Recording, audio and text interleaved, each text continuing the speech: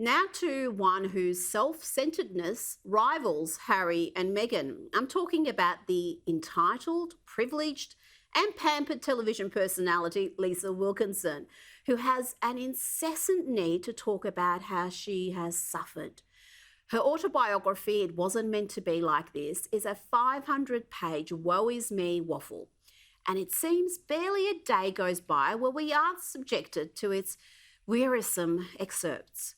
And that's just what many Australians don't need to hear as they struggle to regain their livelihoods, the complaints of an overpaid North Shore millionaire. And this week was no different. Ever wondered what writing a book looks like? Wilkinson posted on Instagram.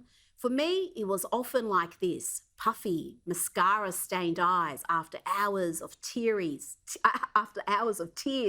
many months of a complete crisis of confidence, totally convinced I just wasn't up to the task.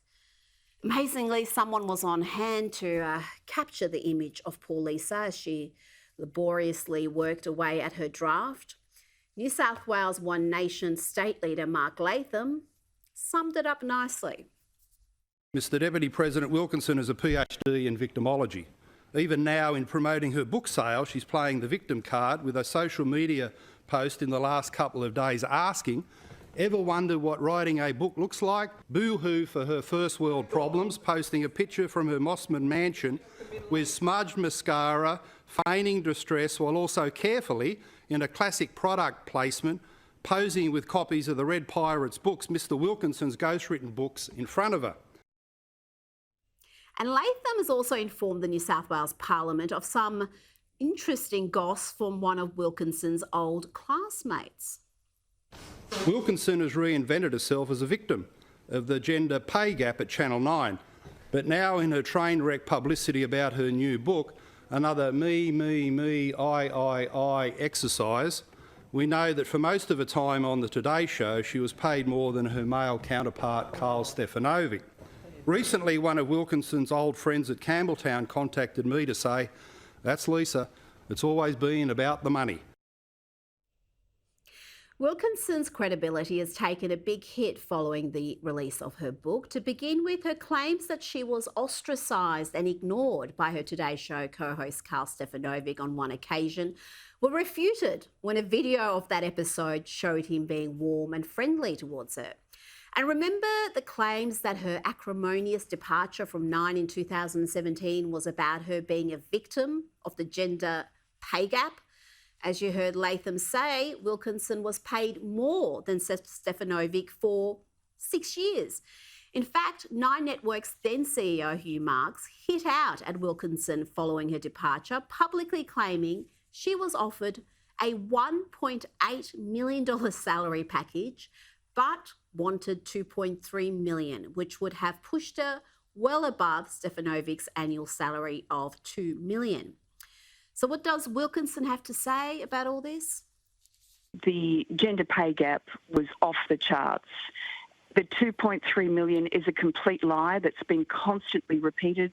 I didn't go into the numbers in the book because I thought it was, that whole narrative was put out there to make me look greedy. But what was even more ridiculous was the size of the gender pay gap that I had been experiencing for many, many years. And How big was that gap? How big was that gap? Well, I won't say specifically. You can make your own judgment why Wilkinson, who habitually talks about herself at length, won't provide those numbers. In addition to being, shall we say, not entirely accurate with her recollections, she's insufferably sanctimonious. Take this, for example, from last week. We are talking about the future of our planet.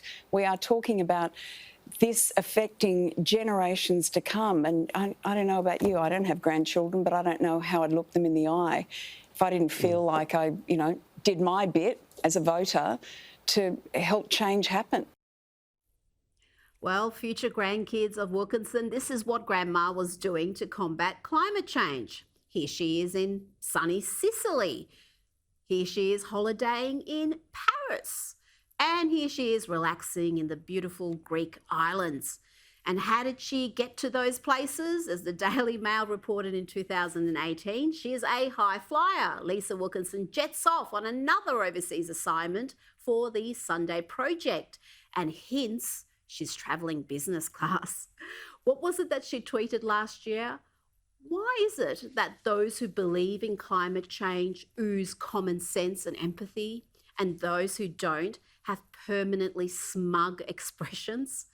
Talk about a big fat case of projection there.